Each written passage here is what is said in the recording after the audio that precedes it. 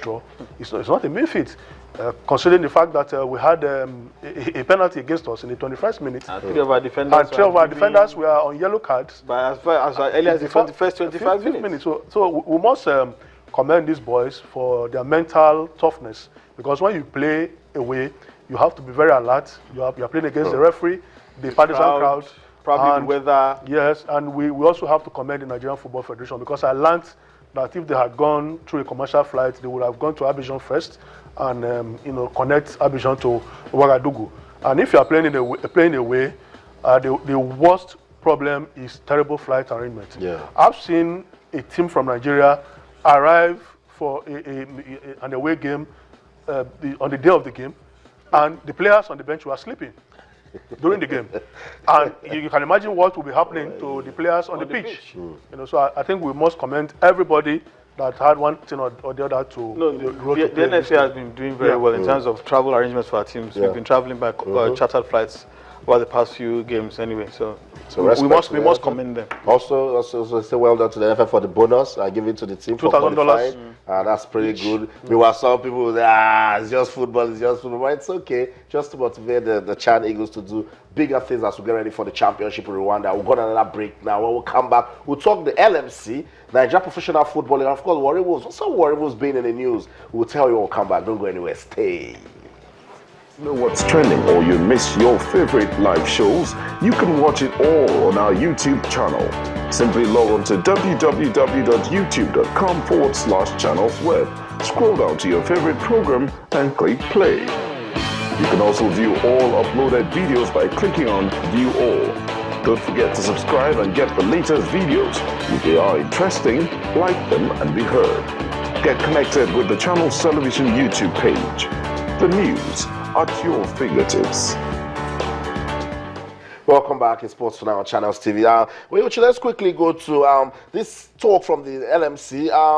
Kind of a warning, but if Warri Wolves are not careful, it will be imposed on them.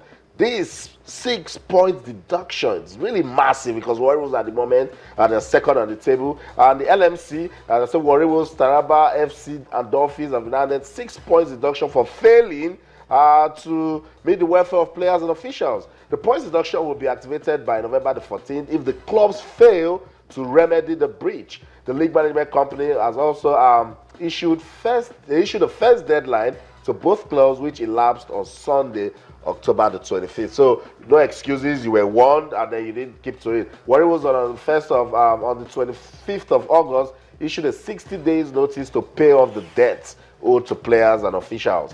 Taraba FC was also, on October the 2nd, issued an ultimatum of 10 working days to commence payments on debts owed to players. LMC warns our Warri Wolves players to follow due process in embarking on strike or face ban.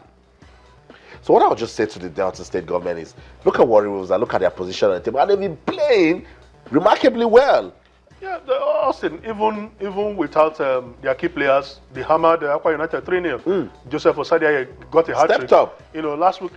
So I saw a story that was credited to a certain character within the club when the players went on strike, insinuating that it was an insider who instigated the protest. So this one from the LMC was also instigated from an insider in the club. So I think we shouldn't be hearing this kind of stories where players, after sweating it out on the field, traversing the breadth and length of this country on horrendous, road trips, and you don't pay them their salaries. It's unacceptable. Actually, the timing doesn't look bad.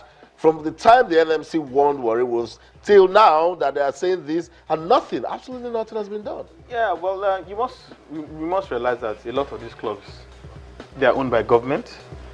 And these governments are facing serious financial constraints, and that is what is causing, the shortfall in allocations to many of these clubs. Some people have advocated, especially within LMC, that these state governments should move players' salaries from these clubs from whichever list, or from the state budget into recurrent or overheads. Because even if salaries are not paid, if capital projects are not being carried out, overheads and recurrent expenditures will always be paid.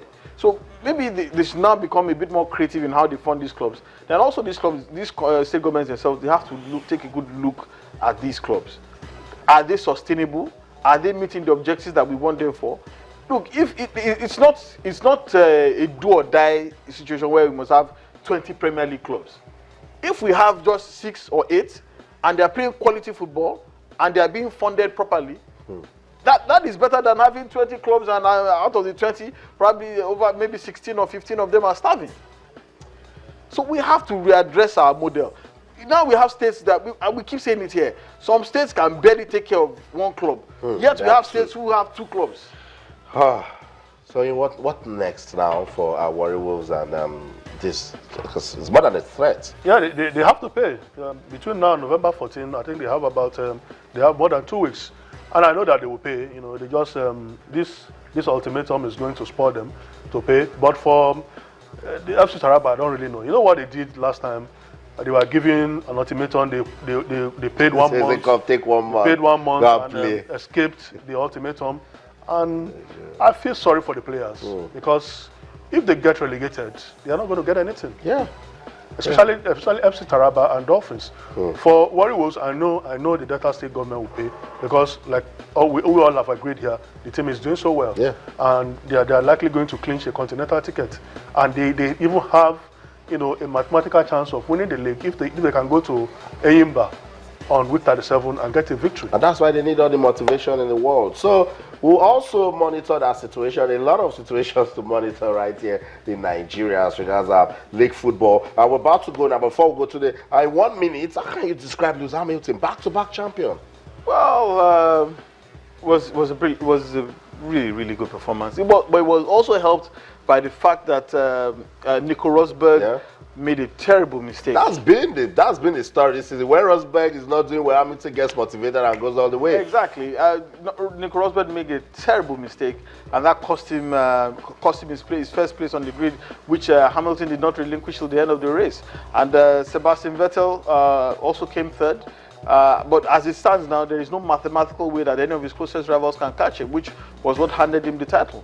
Yes, he's I think the second British man to win three world titles, but he's still way behind the all-time leader, the great Michael Schumacher, who has 7 titles. But who says he cannot emulate that? He's just 30. Probably has a few good more years in him, and if he's also helped by bad decisions by opponents, as well, who says that he cannot go on to capture more titles. So he was in tears because you know, he equaled a record set by a British man, and interestingly, the gentleman was there as well to watch him being handed his title. So fantastic for Lewis Hamilton. He's doing great things. That's it. Undisputed champion Lewis Hamilton, winner of the 2015 F1 season. I'm doing big things right there with Mercedes. Tunde, Oyewuchi, thank you so much, guys, for coming around. Thanks for having me. Tomorrow there'll be so much to talk about, so you must keep a date with us. That's the show for today. But remember, you can keep talking to us on Twitter. We're channels_sports, and on Facebook, we're channels Sports. That's the show on behalf of the ever-winning sports team at Channels TV Sports Center in Lagos, Nigeria. I'm Austin Okonakman. We'll be back again tomorrow to talk some more sports. But until then, in everything you do, remember to keep talking sports. Bye for now.